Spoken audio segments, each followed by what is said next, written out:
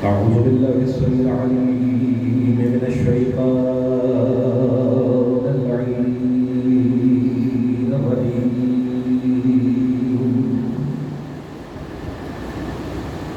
بسم الله الرحمن الرحيم.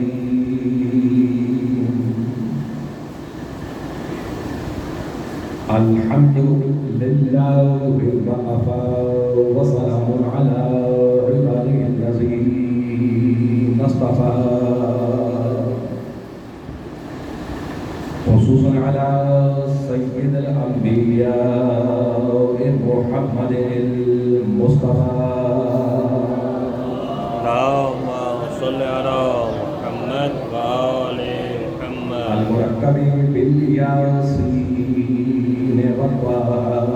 وعلى آله الطيبين الطاهرين المعصومين من نجباء الشرفاء الذين نذهب الله عنهم الرجس وطهرهم تطهيرا. صل على محمد وآل محمد. والعلامة على المدعوين من يومنا هذا إلى قيام يوم الجزاء. أما بعد فقد قال الله سبحانه وتعالى في كتابه المبين. بسم الله الرحمن الرحيم. ولا تحسبن الذين قتلوا في سبيل الله أمواتا بل أحياء عند ربهم يرزقون. صلى الله عليه وسلم. اللهم صل على محمد وآل محمد. آپ سب سے مطلب رسول کے بعد رسول فاتحہ یعنی ترمیم کو مولا حقیقی محمد علیہ السلام شہداء عند تجافی الحوض الرسول دانیان مجلس اعظم کے مدین کے لیے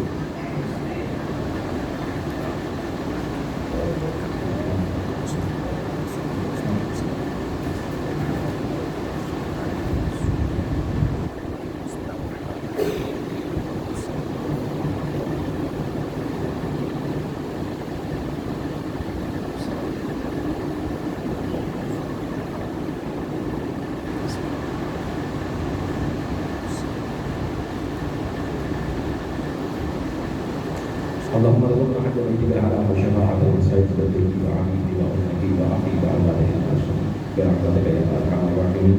بندہ الواسطہ محمد وعلی محمد علیہ السلام بالخصوص اسلام اقدس کا جس کی تذکری کے لیے ہم سب مستدعے ہیں. ہم سب کا یہاں آنا جمع ہونا ذکر کرنا اور سننا مبارکہ کرنا عبادت میں شمار کرتے ہوئے مقبول و منظور فرما. اور جو بھی حوائج جو بھی دعائیں آپ دل میں لی ہوئے فرش عطا پر ہیں مالک اس ہستی کا راستہ آپ سب کی دعاؤں کو مبارکہ میں مقبول و منظور فرمائے. اور گناہگار کے ذمے بھی جن مومن مومنات مسلم و مسلمان فقیر محمد وعلی محمد علیہ السلام نے لگائی ہیں مالک الواسطہ حبیب ہستیوں کا سب کی دعاؤں کو اپنی بارگاہ میں قبول و منظور فرما. جو مقروض ان کے قرضوں کو ادا فرما، جو پریشان حال ان کی پریشانی کو دور فرما، بے جو مسیروں کو رہائی عطا فرما. جن کے بارے میں خصوص بھائی حسین کے لیے مالک ان کے لیے رہائی کے اسباب پیدا فرمائے. بیمار مومن مومنات اور جو میرے سامنے موجود ہیں جنہیں میرے دل میں دعائیں لگائی ہیں اور جہاں پر بھی مومن مومنات مسلمان المال ہیں واسطہ کبھی بستیوں کا مالک سب کو شفا کام ہے حاضر عطا فرما. ہمارے دلوں میں ولایت محمد و محمد علیہ السلام زیادہ فرما. حقیقی معنی میں شیعہ سناشر صحیح معنی میں مقتدر امام علیہ السلام کرنے کی توفیق عطا فرما. سب دعاؤں کی دعا جو ہماری دعاؤں کی قبولیت کی شرط ہے کہ مالک ہمارے وارث حقیقی کے ظہور میں تعظیم فرما. ان سب دعاؤں کی مقبولیت کے لیے ایک مرتبہ بلند بلند صلوات کرتے ہیں. سادات الزام مومنین کرام ایک مرتبہ پھر سما خراشی کے لیے آپ کے سامنے موجود ہوں. زیادہ وقت نہیں ہوگا لیکن جس ہستی کا تذکرہ کرنا ہے ان کے حوالے سے کچھ نہ کچھ گزارشات ضرور اپنے نوجوانوں تک پہنچانے کی کوشش کروں گا تاکہ آج کی مجلس بھی بالکل اس طرح ماضی میں ہم کچھ نہ کچھ سمیٹ کر لے کے جاتے ہیں.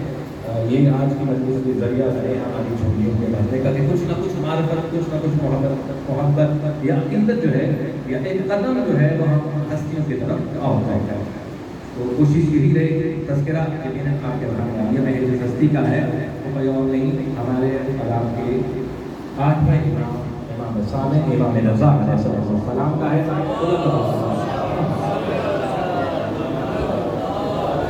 اس ہستی کی فضیلت کو اگر آپ سمجھیے تو اس کے لیے بہت بڑا نقطہ نہیں لیکن صرف توجہ دلا دوں آپ کی طرف کہ جب بھی آپ نماز پڑھنے جانا پڑھتے ہیں اور نماز سے فارغ ہوتے ہیں تو آپ کیا کرتے ہیں اس کے بعد زیارت کرتے ہیں.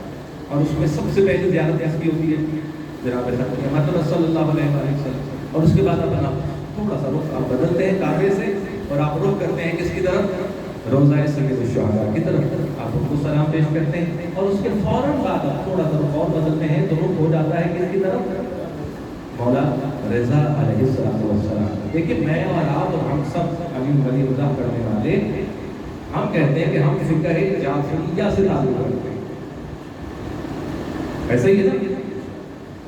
میں نے تو نئی بات کی ہے اگر آگے ہم فقہ جعفریہ سے تعلق رکھتے ہیں تو فقہ جعفریہ ہونے کے حساب سے بنتا تو یہ تھا کہ ہم بقی کی طرف رخ کر کے امام جعفر صادق کو سلام پیش کرتے ہیں.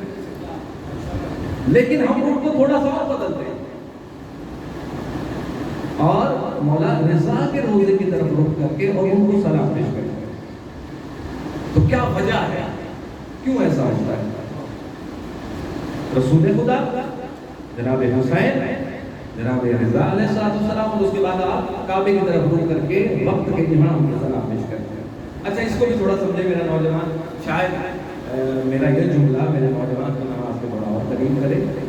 کہتے ہیں کہ اچھے لوگوں سے سلام دعا رکھنی چاہیے. اچھی لوگوں سمجھ رہے ہیں یعنی آپ پہچانے جاتے ہیں اپنے حلقہ آداب سے یا ان لوگوں کے ساتھ کہ جن سے آپ کی سلام دعا ہے. آج کا معاشرہ یہ ہمیشہ سے ایسی رہا. اگر میرے بارے میں کسی کو رائے قائم کرنی ہے تو وہ یہ دیکھے گا کہ اٹھنا بیٹھنا کس کے ساتھ ہے ان کی سلام دعا کن لوگوں کے ساتھ. تو وہ عکاسی کرے گا کہیں نہ کہیں میرے کردار کی میری حیثیت یا آپ کے ذہن میں بننے والے امیج جو آپ میرے بارے میں بناتے ہیں کیا ان کی سلام دعا کن کے ساتھ. تو نماز کے بعد آپ دیکھیں کہ آپ سلام دعا کن کے ساتھ کرتے ہیں.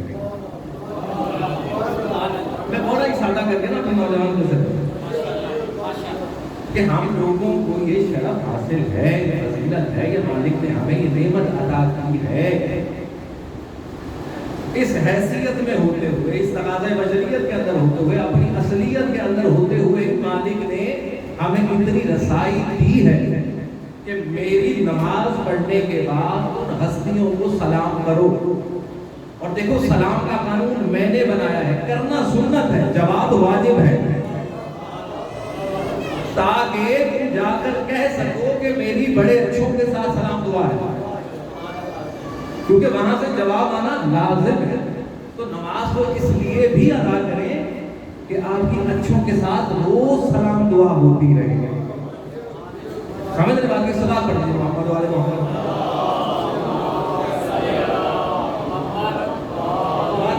کہ کیوں ہم جناب حسین کے نام اور اس کے بعد امام بیت اللہ دین علیہ السلام ہے باقر علیہ السلام ہے اور پھر جعفر صادق موسی کاظم علیہ السلام اور اس کے بعد امام رضا.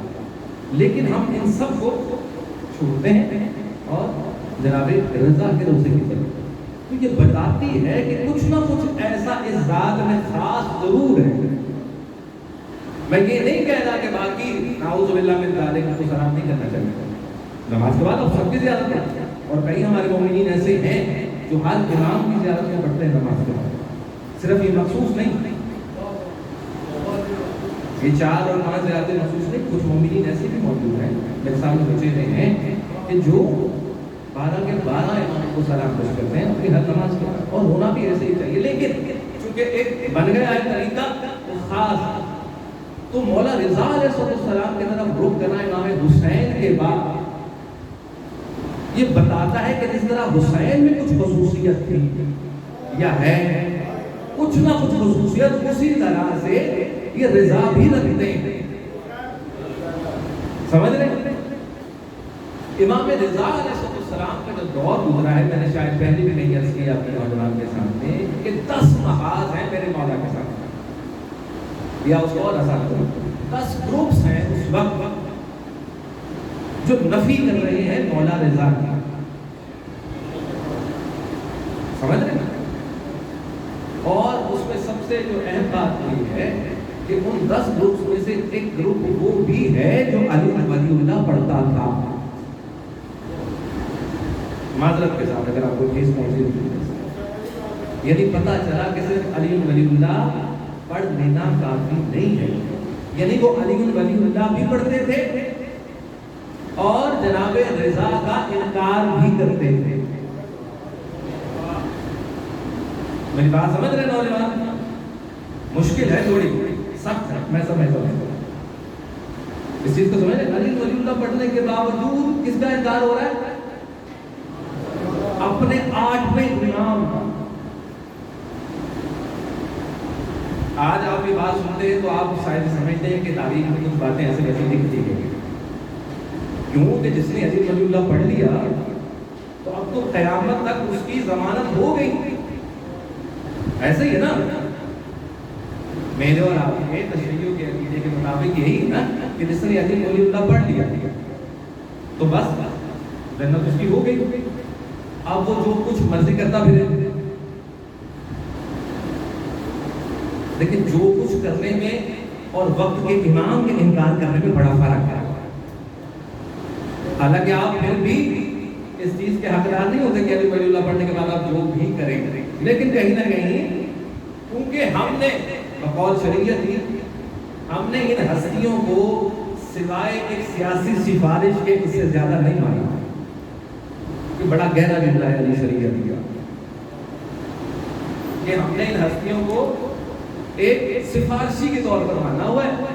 کیوں کہ عمل میں ہم بہت پیچھے ہیں، تو ان کے پیچھے چھپ کے ان کو اپنی سفارش بنائیں گے، اور یہ یقیناً کیونکہ کریم ابن کریم ہے یہ ہماری سفارش کرتے ہیں. لیکن بات میں جس طرح اپنے نوجوان کی توجہ دلانا چاہ رہا ہوں، علی ولی اللہ پڑھنے کے بعد بھی لوگوں نے وقت کے امام کا انکار کیا ہے. یہ بات ذہن میں رکھیں. ہر علی ولی اللہ پڑھنے والا آپ کا دوست نہیں ہو سکتا. آپ کہیں اس میں نہ مارے جائیں چونکہ علی ولی اللہ پڑھتا ہے، اس کے ساتھ اور بڑے تقاضے ہیں. تو ان 10 گروپس میں سے مجھے جس پر بات کرنی ہے یا جو سب سے زیادہ کھٹک رہا ہے وہ یہی ہے کہ کیوں ان کو تو پتہ ہے انہوں نے علی ولی اللہ پڑھا اور پیچھے سے وہ جانتے ہیں کہ سلسلہ امامت کیا ہے، چلتا آ رہا. انہوں نے تو تاریخ لکھی ہے یہ مسئلہ تب بنا کہ جب امام مرشد کاظم علیہ السلام ان کی شہادت ہوئی اور خمس کا ایک ایسا اکٹھا کر کے جب پہنچایا جانے لگا کہاں پر؟ اگلے امام کے پاس، تو وہ جو پیسہ تھا وہ کافی زیادہ تھا. خمس کا جو پیسہ ظاہر ہے علی ولی اللہ پڑھنے والے ہیں وہ خمس سے اکٹھا کر رہے ہوں گے نا، وقت امام کی خدمت میں پیش کرنا تھا. اب امام اس کو صرف کرے گا جہاں پر پہنچا، تو وہ پیسہ بہت زیادہ ہے. تو کہیں نہ کہیں وہی علی ولی اللہ پڑھنے والا، وہی موسیٰ کاظم کا امام تسلیم کرنے والا، جب اس نے اتنا پیسہ دیکھا اور آگے بحث دیکھی کہ نہیں علی رضا امام ہے یا ان کے بڑے بھائی، اب یہ بحث شروع ہوئی. تو وہ پیسہ جو ان کے ہاتھوں میں تھا، سمجھ رہے بات؟ وہ پیسہ وہ کہیں نہ کہیں وجہ بنی کس چیز کی کہ ہم علی رضا سے منحرف ہو جائیں اور کسی دوسرے کو امام مان لے. کیوں کہ وہاں سے ہمیں کچھ زیادہ ملنے کی توقع ہے. میں بہت معلوم ہوں یہ واقعی بڑی خاموشی سے سننے والی بات ہے، ان کو ذہنوں میں جگہ دیجیے کہ وہ پیسہ وجہ بنا کس سے؟ کس چیز کا؟ وقت کے امام سے منحرف ہونے کا. علی ولی اللہ پڑھنے کے باوجود وہ خمس کا پیسہ، کیوں کہ امام کے پاس تو آپ نے واقعہ سنا ہوگا کہ وہ جو ایک شخص لے کے آیا تھا مدینے سے بھی اور اس طرح سے ارد گرد سے بھی سارا اس نے اکٹھا کیا. جب مولا رضا کی خدمت میں پہنچا تو اس نے سوچا دل میں کہ یہ وقت کا امام ہے بھی کہ نہیں، کیونکہ بحث نہیں چل رہی تھی. تو یہ معجزہ ہے میرے مولا امام رضا علیہ السلام کا کہ وہاں پر ایک بڑھیا نے بھی کچھ پیسے خمس کے بھیجے تھے اور اس کو پتا تھا کہ کتنے بڑی کم رقم ہے، لیکن اس بڑھیا کے دل میں کیا تھا کہ چاہے کم ہے لیکن چونکہ خمس ہے سادات کا حصہ ہے، امام وقت ہے، تو ان تک پہنچانا کہ اس میں یہ نہیں رکھنا کہ تھوڑا جو ہے وہ پہنچائے۔ تو امام رضا علیہ السلام نے جب وہ خدمت میں حاضر ہوا اور اس شک میں تھا تو مخاطب کر کے کہا کہ وہ جو بڑھیا نے تجھے ہمارے خمس کے اتنے پیسے دیے ہیں وہ میرے حوالے کریں، اور دیکھ جتنا بھی اکٹھا کر کے لایا ہے اس میں سے قبول صرف یہی ہے، باقی سب کا سب واپس کر دیا۔ یعنی بتایا وقت کے امام نے اس وقت کہ ہمیں کوانٹٹی نہیں چاہیے، ہمیں کوالٹی چاہیے، ہمیں اخلاص چاہیے ہمارے ماننے والوں سے۔ یہ نہیں ہے کہ آپ بہت سارا اکٹھا کر کے اور مولا کی بارگاہ میں لے جائیں، پھر وہی بات ہے شریعت والی، اگر تو آپ نے واقعی کو اپنا سیاسی سفارشی سمجھا ہوا ہے اور آپ یہ سمجھتے ہیں کہ ہم اپنے مال سے ان کو راضی کر لیں گے، تو معذرت کے ساتھ یہ ہستیاں مال سے راضی نہیں ہوتی، یہ ہستیاں اخلاص سے راضی ہوتی۔ نہیں تو آپ دیکھتے ہیں کہ مالدار تو بہت تھے ارد گرد اور وہ زمانہ بھی ایسا ہی تھا، لیکن میرا مولا صرف اور صرف نظر کس پر ہوتی ہے کہ جن کا دل اور ذہن دونوں چیز گواہی دے رہی ہے اور ساتھ دے رہی ہے کس کو؟ اپنے امام وقت کا۔ تو بہرحال یہ وہ چیزیں بھی چیلنج ہے، دوسرا چیلنج بہت بڑا امام رضا علیہ السلام کے بارے میں بالکل اسی طرح جس طرح خلقی مرتبہ صلی اللہ علیہ وآلہ وسلم کے بارے میں بات کی کہ ان کی اولاد نہیں ہے۔ اگر میرے نوجوان کو نہیں پتا تو میں یہ بتا دوں، تاریخ میں لکھا ہے کہ امام رضا علیہ السلام 40 سال کے تھے جب پہلی اولاد ہوئی۔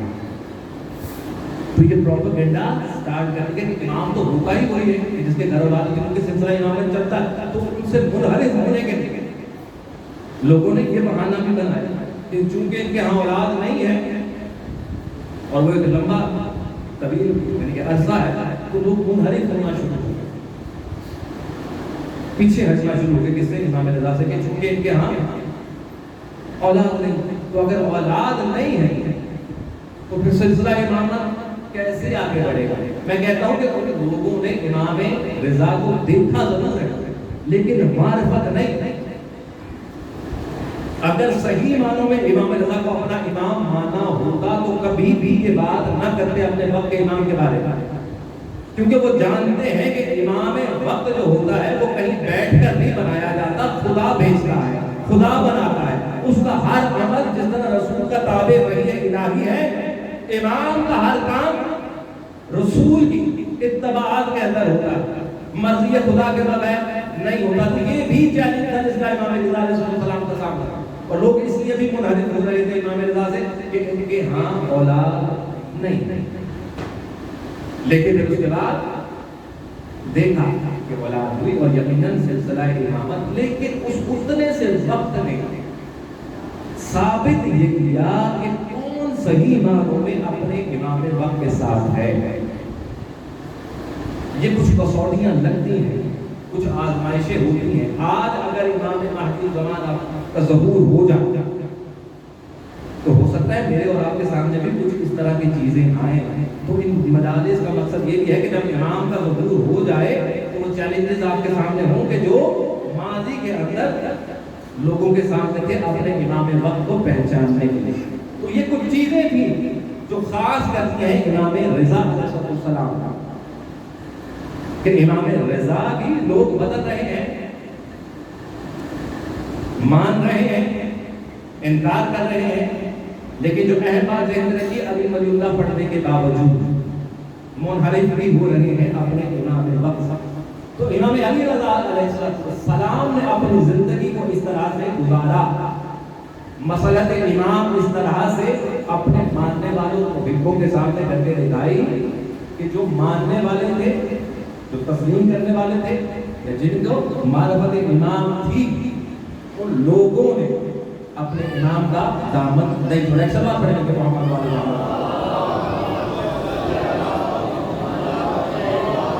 سمجھ آ رہی ہے؟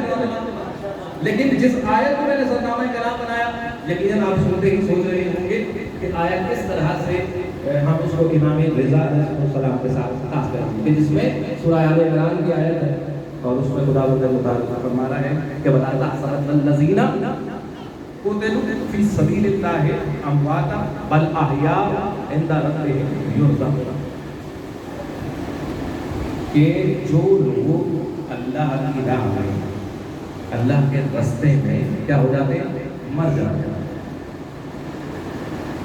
مر جاتے ہیں، تو کیا ہے وَلَا تَحْسَبَنَّ الَّذِينَ، آپ نے ان لوگوں کے بارے میں گمان نہیں رکھنا کہ وہ زندہ نہیں، وہ مر گئے، کیوں کہ وہ اللہ کے ہاں، اپنے اللہ کے ہاں زندہ رب ہیں، اپنے رب کے ہاں زندہ بھی ہیں اور کیا کرتے ہیں، یرزقون، اور رزق بھی پاتے ہیں۔ یہ دو جگہ پر ہے قرآن کیا کہ جہاں پر اللہ کی راہ میں جانے والوں کے لیے بات ہو رہی ہے۔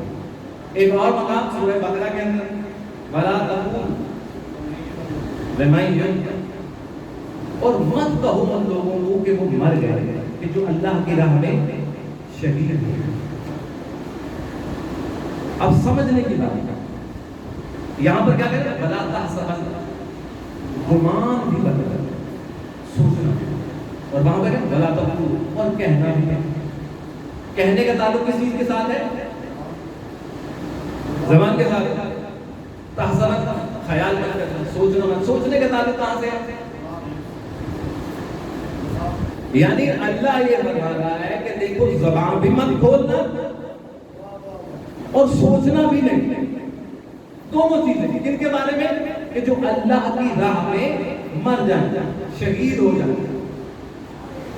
قتل ہو جائیں، دونوں چیزیں دیکھیں بڑے عجیب ہے۔ کسی اور معاملے کے لیے اللہ تعالیٰ نے اس طرح سے انسان کو مخاطب نہیں کی، یا قرآن کے اندر آیت نہیں کہ جہاں پر دماغ کو بھی روکا، زبان کو بھی روکا، کہ بات بھی نہیں کرنی، دیکھو مجھ سے برداشت نہیں، سوچنے کا تعلق تو دماغ کے ساتھ ہے نا، اس کا زبان کے ساتھ نہیں، تو کہیں نہ کہیں یہ تھا کہ ہو سکتا ہے زبان سے تو نہ کہیں، کیونکہ قرآن کی آیت ہے کہ زبان سے تو نہ کہیں کہ جو اللہ کی راہ میں مر گئے ہیں، قتل ہوئے ہیں، ہم ان کو زندہ سمجھتے، لیکن کہیں نہ کہیں ذہن پہ یہ خیال رکھیں، تو اللہ نے کہا کہ نہیں، صرف زبان کی بات نہیں، دماغ میں بھی مت لے کے آئے، سوچنا بھی مت کہ جو میری راہ میں قتل ہو جائے، سمجھ آگئی۔ اور پھر اس کے بعد یہاں پہ بات ہی، اگر اللہ تعالیٰ یہ بھی کہہ دیتا، یہ فرما دیتا کہ دیکھو اس کے بارے میں سوچنا بھی نہیں اور بات بھی نہیں کرنی کہ وہ مر گیا ہے، کون، کہ جو میری راہ میں قتل ہو جائے، کچھ نہیں ہے، وہ زندہ ہے، سمجھ رہے؟ اگر بات کو یہاں پہ ختم کر دیا جائے تو بات تو پہنچ گئی نا۔ اللہ تو یہ کہہ رہا ہے کہ ہم یہ چاہتے ہیں کہ جو ہماری راہ میں قتل ہو جاتے ہیں، تم نے ان کو نہ تو سوچنا ہے مردہ اور نہ ہی کہنا ہے، لیکن اللہ تعالیٰ نے بات کو اور آگے بڑھایا، کیا کہ صرف یہ نہیں کہ میں تمہیں یہ کہہ رہا ہوں کہ وہ مردہ نہیں ہے، میں تمہیں آگے مثال دے رہا ہوں، کیا بھائی طرف وہ رزق بھی پا رہے ہیں، کیونکہ تمہارے ذہنوں میں کہیں نہ کہیں یہ آتا ہے کہ زندہ تو وہ ہوتا ہے جو کھاتا ہے پیتا ہے، تو میں تمہارے ہی لیول پر آ کے تم کو یہ سمجھا رہا ہوں کہ وہ زندہ اسی طرح ہے جس طرح تمہاری زندگی کے شواہد کیا ہے، کس طرح پتہ چلتا ہے کہ تم زندہ ہو، کہ جی ہم کھاتے ہیں، پیتے ہیں، دیکھتے ہیں، سنتے ہیں، چلتے ہیں، پھرتے ہیں، سمجھ آ رہی ہے بات کی؟ زندگی کا کیا ہے آپ کے سامنے، کسی کے زندہ ہونے کے بارے میں آپ کس طرح بات بتائیں گے کہ وہ زندہ ہے، کہ ہم اس کو دیکھ سکتے ہیں، ایسا ہی ہے نا، یہ بھی تو ضروری ہے نا کہ آپ اس کو دیکھ سکیں جو زندہ ہے، کہ ہم اس کو دیکھ سکتے ہیں، اور کیا ہے اس کے کان بھی ہیں، اچھا اس کا قابل سماعت ہے، یہ بالکل ہے، اچھا وہ دیکھ بھی سکتے ہیں، آنکھیں ہیں، آنکھیں وہ دیکھ سکتی ہیں، پھر ٹھیک ہے، زبان آدھی موجود ہے، تو کیا وہ بول سکتے ہیں، ہاں جی بول بھی سکتے ہیں، ہاتھ ہے تو کیا ان کے اندر قدرت ہے، طاقت ہے کہ وہ کچھ کر سکیں، ہاں جی کر سکتے ہیں، پاؤں ہے، ہاں جی پاؤں ہے، اور وہ چل سکتے ہیں، جی بالکل چل سکتے ہیں، تو اس کا کیا مطلب ہے کہ وہ زندہ، یہ ساری چیزیں ہوں گی، اس کا کیا مطلب ہے کہ وہ زندہ، اچھا اگر کسی کے اندر یہ ساری خصوصیات ہیں، آنکھیں بھی ہوں، کان بھی ہوں، زبان بھی ہو، ہاتھ بھی صحیح سلامت، پاؤں بھی صحیح سلامت، لیکن وہ بستر پر پڑا ہوا، تو آپ اس کو کیا کہیں گے؟ زندہ ہی کہیں گے نا.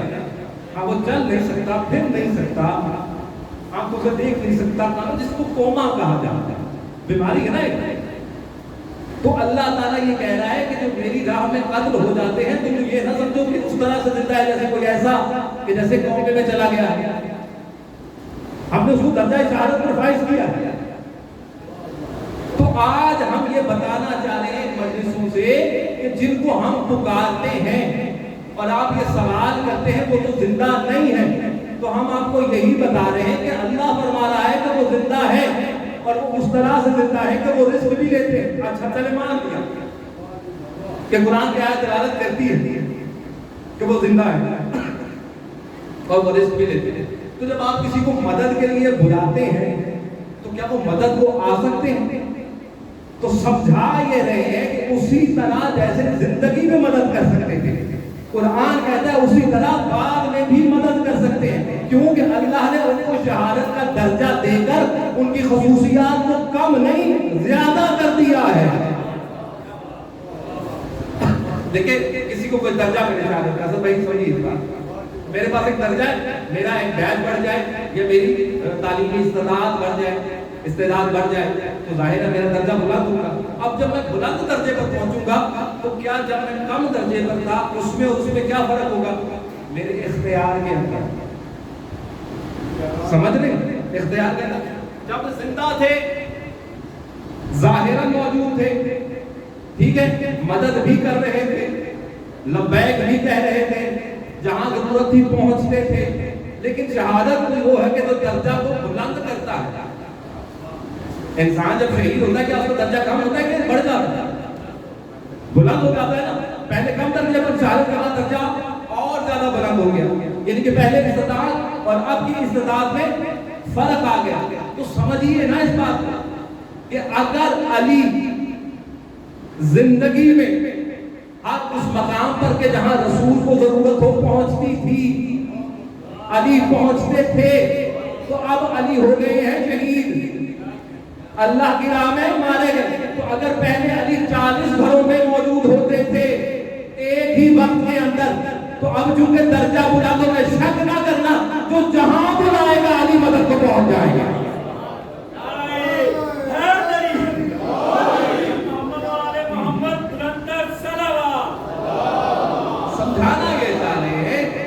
شہادت نے ان ہستیوں کو، یا تو پھر پہلے یہ ثابت کریں کہ یہ ہستیاں راہ خدا میں شہید نہیں ہوئی، یا تو پہلے یہ دیکھیں.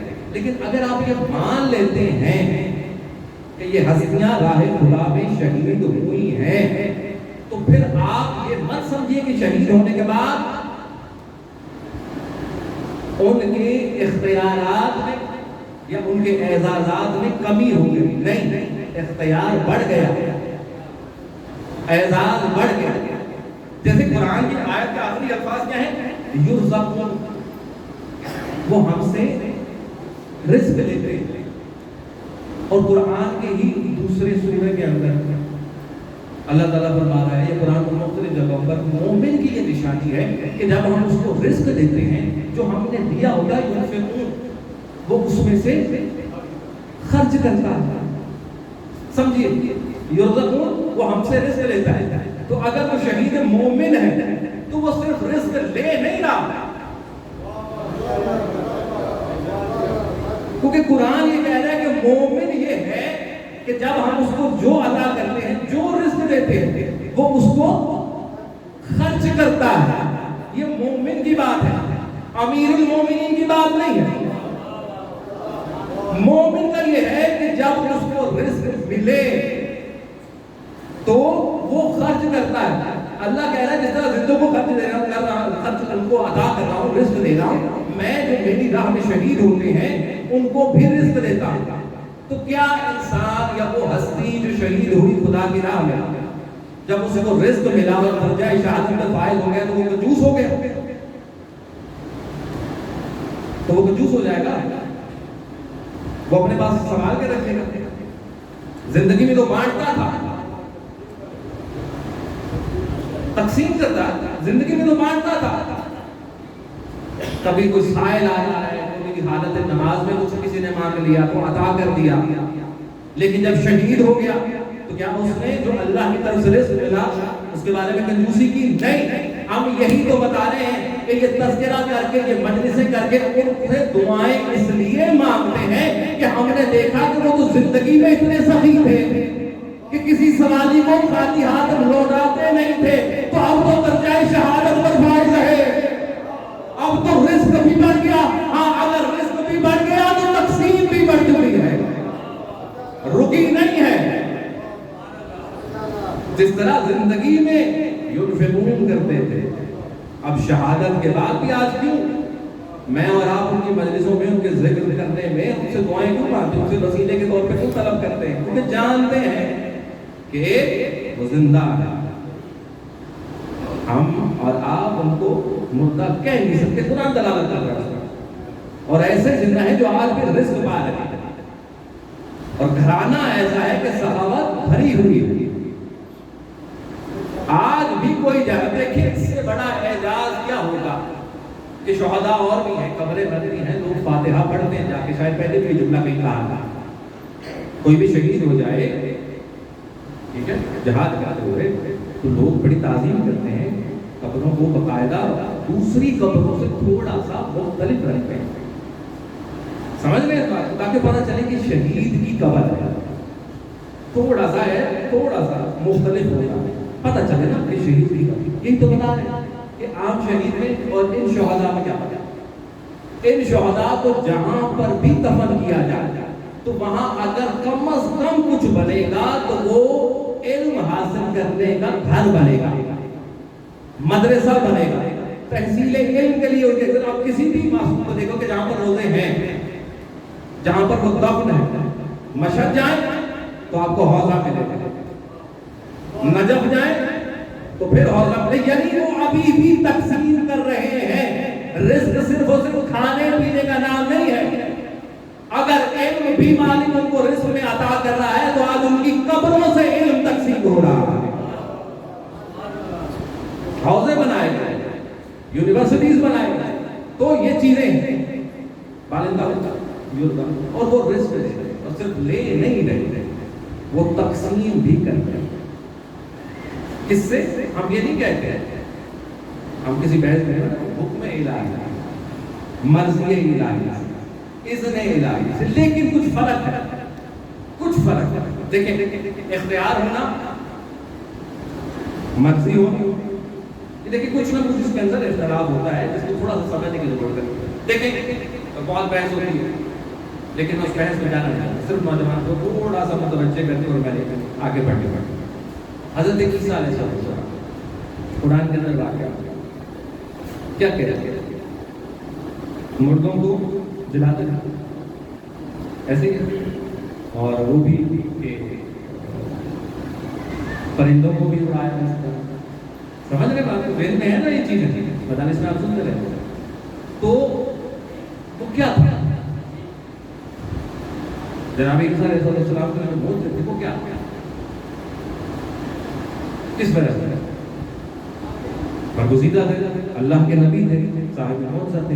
لیکن اس کے باوجود کہ وہ چونکہ جلاتے تھے تو ایک شروع ہو گیا سلسلہ کہ لوگوں کو خدا سمجھنا شروع کر دیا، خدا کا بیٹا، نعوذ باللہ میں سارے کے پاس پیسے بات. لیکن جب جناب عیسیٰ کی کرتے تھے، جلاتے تھے یا کسی کو شفا دیتے تھے تو کیا کہتے تھے؟ اللہ کے اذن سے. اور یہ وہ چیز جو اللہ نے اپنے نبی کو عطا کیا، جس کو میں آپ معجزہ کہتے ہیں. کیا کہتے ہیں؟ معجزہ. تو کیا کیا تھا؟ عطا کیا. عطا کا مطلب کیا ہوتا ہے؟ عطا کا مطلب سمجھ آسان تھا. عطا کا مطلب تحفہ ہے، گفٹ.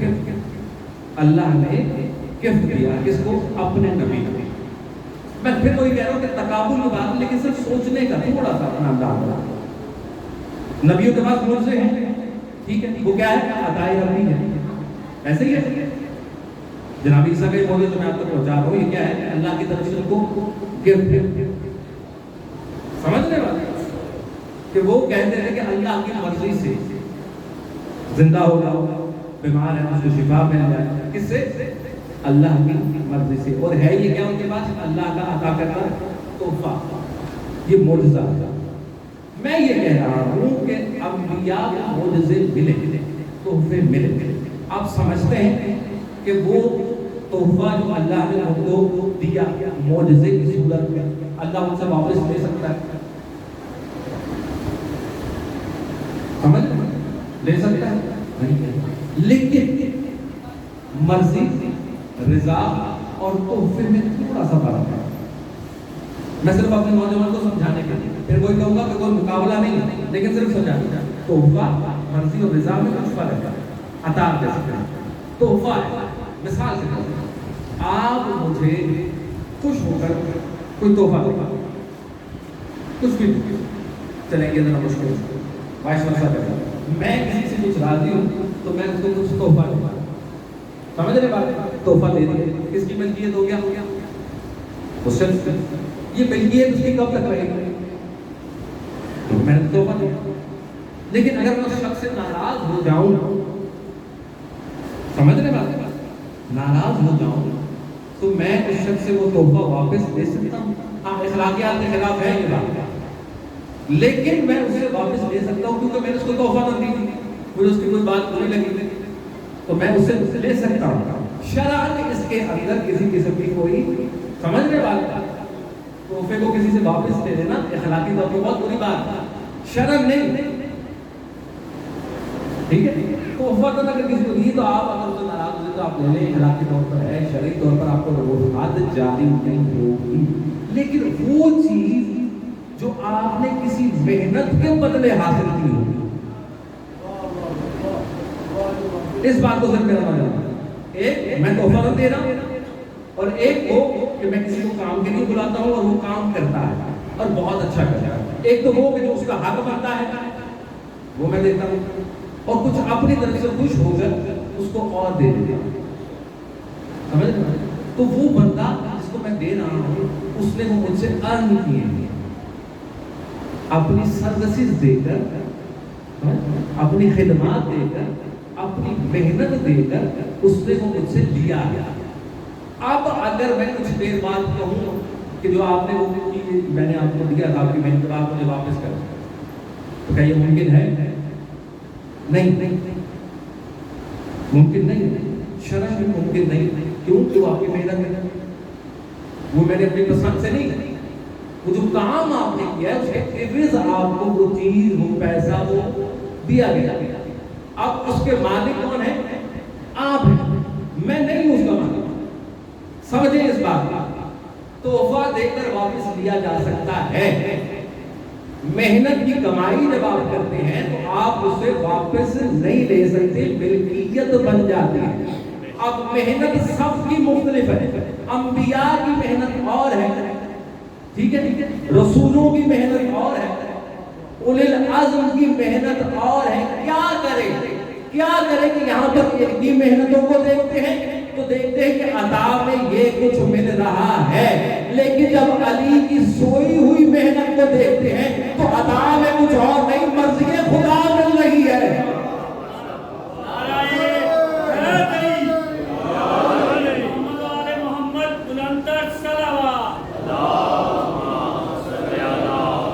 علی محنت کر کے سونے کی محنت کیا ہے، سمجھ آگی نا بات؟ پہنچ چکے نا؟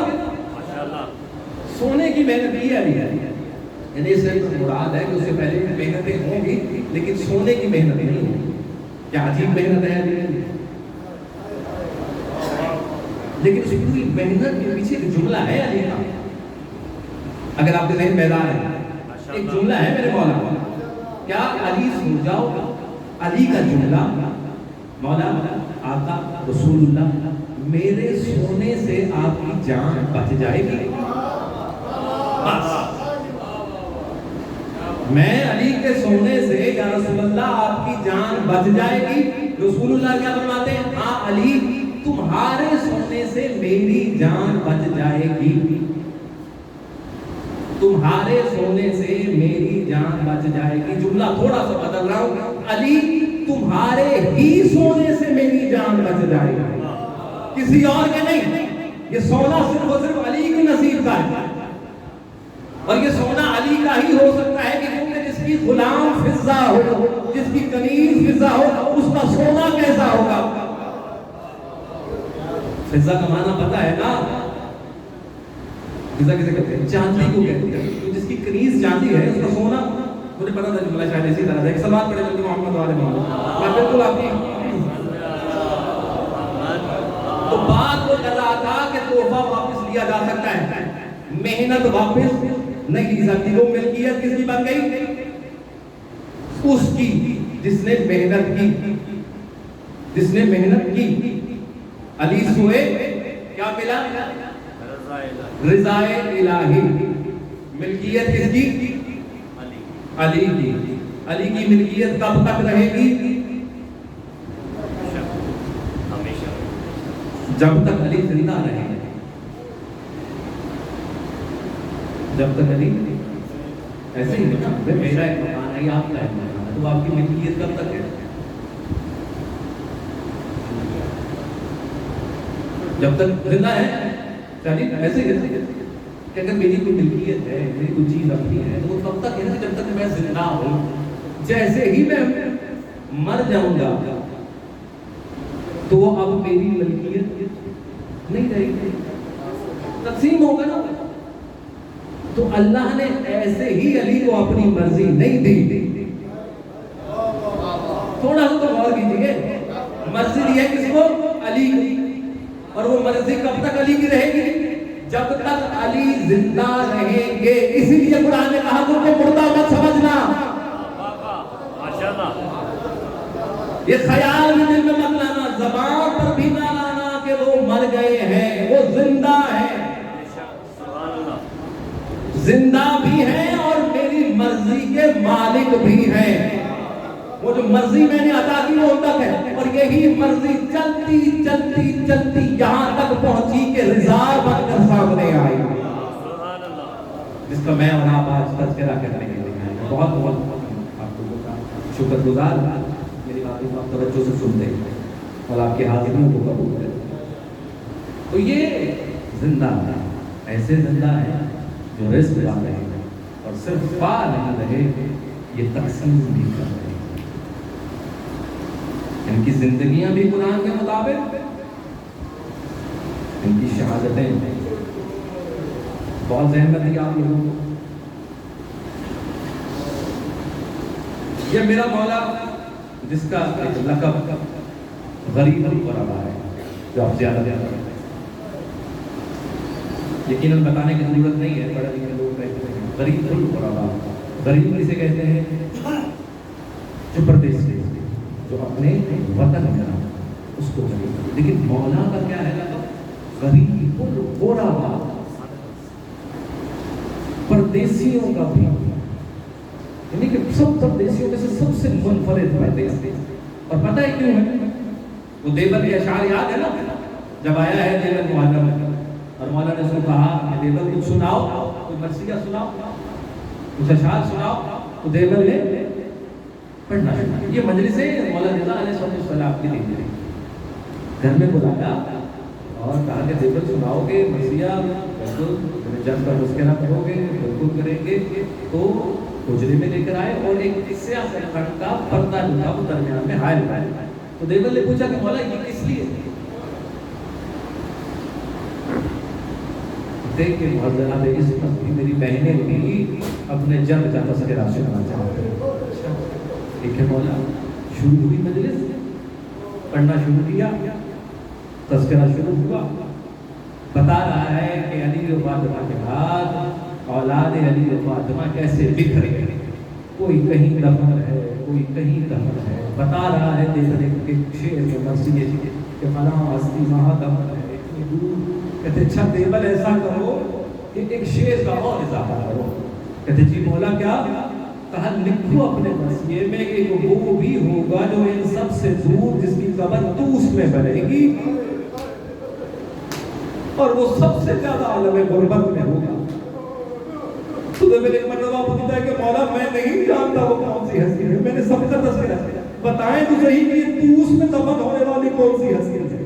کہتے دیور وہ کوئی اور نہیں، میں غریب رضا کا کہ جس کا مدفع یہ مشہد کی منڈی بنے گی۔ کہتے ایک مرتبہ جب پردہ آیا تھا، بیویوں کے چیخنے کی آوازیں بلند ہوئی، ایک کنیز پردہ ہٹا کر کہتی ہے دیور اپنے مرثیے کو آگے نہ بڑھانا۔ کیوں کہتا ہے کیوں کیا ہوا؟ کہتے مولا رضا کی ہم چیرا تیرا یہ مرثیے کا شعر سن کر تب بے ہوش ہو گئی۔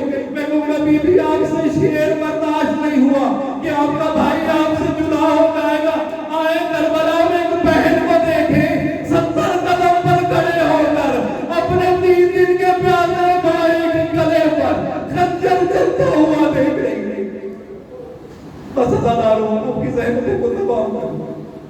یہ غریب الغرباء اس لیے ہے کہ اگر آپ بقیہ میں دیکھتے ہیں تو امامین ساتھ ساتھ رہا، علی کا نجف میں روزہ دیکھتے ہیں تو انبیاء کے روزے پر بھی وہاں، حسین کو کربلا کی میں ان کی قبر کو دیکھتے ہیں تو علی اکبر بھی وہاں، قاسم بھی وہاں، اصغر بھی ساتھ ہے حسین۔ کاظمین چلے جائیں تو اماموں کے ساتھ کوئی نہ کوئی امام تھا۔ یہ اکیلا غریب الغرباء اس لیے ہے کہ جہاں رضا دفن ہے وہاں ساتھ اور کوئی دفن نہیں ہے، رضا اکیلا تنہا دفن ہے۔ بس دلاروں تو جملے آپ زیارت کریں گے ابھی تابوت کی۔ کہتے کہ جب حکم ہوا نا کہ دربار میں بلایا جا رہا ہے، مامون نے بلایا، مولا نے بلایا، اپنے خادم کو کہا کہ دیکھو ابھی جاتا ہوں اور جب میں واپس آؤں اور تم دیکھو کہ میرے سر پر میری رضا نہیں ہے، آباد نہیں ہے، تو پھر تم مجھے سلام کر لینا۔ لیکن اگر دیکھو کہ میں اس حالت میں آ رہا ہوں کہ میری آباد میرے سر پر ہے تو دیکھو مجھے سلام مت کرنا، مجھے آواز مت دینا۔ کہتا وہ بڑا متعجب ہوا، لیکن کیونکہ حکم امام تھا، مولا پہنچے ہیں، آیا ہے، اٹھ کر استقبال کیا ہے، بٹھایا ہے نشست پر، اب سامنے انگور رکھے ہوئے ہیں۔ کہتے کہ مولا یہ اپنا رسول اللہ بڑے میٹھے تازہ انگور ہے، میں چاہتا ہوں کہ آپ اس کو کریں۔ تو ایک مرتبہ امام اس کی طرف دیکھا اور ایک امام تو اس کو لگا کہ شاید کوئی مسئلہ ہے۔ امام کو کہتے آپ ہم سے ہمیشہ ہمارے بارے میں مشکوک رہتے ہیں، آپ کو شک ہو رہا ہے کہ میں نے آپ کے خلاف کچھ کیا؟ یہ دیکھیں۔ تو اس نے اپنی طرف سے چند انگور اٹھا کر کھا۔ اب جب کھا لیا کہتے کہ دیکھا آپ کو یقین ہو گیا نا کہ میری نیت بری نہیں، تو میں نے آپ کے لیے خاص طور پر دیکھیں کچھ نہیں۔ امام نے ایک مرتبہ اس کو دیکھا، ایک مرتبہ آسمان کی طرف دیکھا۔ آپ کو پتہ ہے نا کہ جب بھی کوئی چیز کھائی جاتی ہے تو شریعت رسول میں بتایا گیا ہے کہ اس کو بسم اللہ الرحمن الرحیم پڑھ کر کھانا چاہیے، ایسے ہی ہے۔ لیکن جب امام کے ہاتھ بڑے ہیں نا انگوروں کی طرف، اور جب یہ خوشہ اٹھا کر اپنے قریب لیا تو پتہ ہے آپ کے اور میرے 8ویں امام نے کیا کہا؟ اِنَّا لِلَّهِ وَإِنَّا إِلَيْهِ رَاجِعُونَ۔ مولا یہ پڑھتے جاتے ہیں، دہن میں رکھتے جاتے ہیں۔ کہتے دوسرا دانہ کھایا، تیسرا دانہ کھایا اور اٹھ کر کھڑے ہو گئے۔ کہتے کہاں جاتے ہیں؟ کہتے وہیں جہاں تم مجھے بھیجنا چاہتا ہے، کہاں تم مجھے بھیجنا چاہتا ہے، تو کیوں میرے بچوں کو یتیم کرنا چاہتا ہے؟ یہ کہہ کر امام رخصت ہوئے۔ اب وہ مولا کا خادم انتظار میں تھا، اب دیکھتا ہے کہ اب مولا واپس آ رہے ہیں، دیکھتا ہے کہ چال بدلی ہوئی ہے مکہ امام کی، پیروں پر ورم آ چکا ہے، اور سب سے بڑی نشانی کہ سر پر رلا ہے۔ مولا کو سلام کیے بغیر دروازہ کھولا، مولا تشریف لے گئے اور ایک مرتبہ کہا کہ دیکھو اب یہ دروازہ مت کھولنا، تمہیں کیسی بھی آواز ہے اس کو بند رہنے دینا، اندر آنے کا حکم نہیں۔ کہتے میں نے دروازے کو بند کیا، کچھ دیر بعد مجھے ایسا لگا کہ جیسے کوئی تڑپ رہا ہے، یہ کوئی اور نہیں میرا اور آپ کا 8واں امام، زہر اثر کر رہا ہے میرے اور آپ کے 8ویں امام پر۔ کہتے مولا تڑپ جاتے ہیں، کبھی بستر سے نیچے گرنے کی آواز آتی ہے، کبھی ہائے کی آواز بلند ہوتی ہے۔ کہتے کچھ وقت گزرا، میں نے دیکھا کہ آواز بند ہوئی، لیکن اندر ہے کہ کسی کی چیخ بلند ہوتی ہے، کوئی بلند آواز سے کہہ رہا ہے اِنَّا لِلَّهِ وَإِنَّا إِلَيْهِ رَاجِعُونَ۔ کہتے ایک مرتبہ دروازہ کھلا تو کیا دیکھا؟ ایک 9 سال کا شہزادہ کھڑا ہے، قریب کھڑے ہو کر رو رہا ہے۔ کہتے میں نے آگے بڑھ کر کہا شہزادے سب دروازے بند ہیں، آپ اندر کیسے آئے؟ کہتے اسی کے حکم سے کہ جس نے مجھے مدینے سے یہاں پر پہنچایا، پہچانا کوئی اور نہیں، میں تمہارا 9واں امام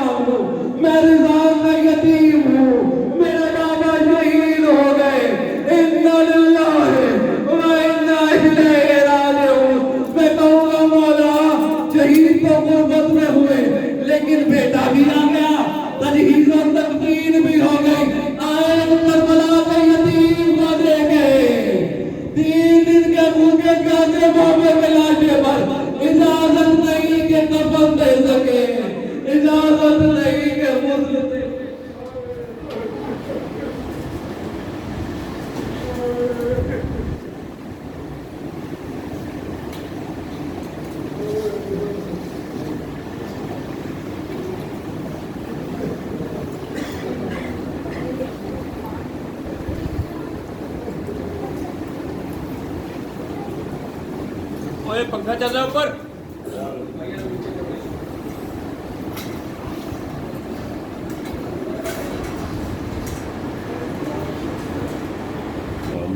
جی اچھا جی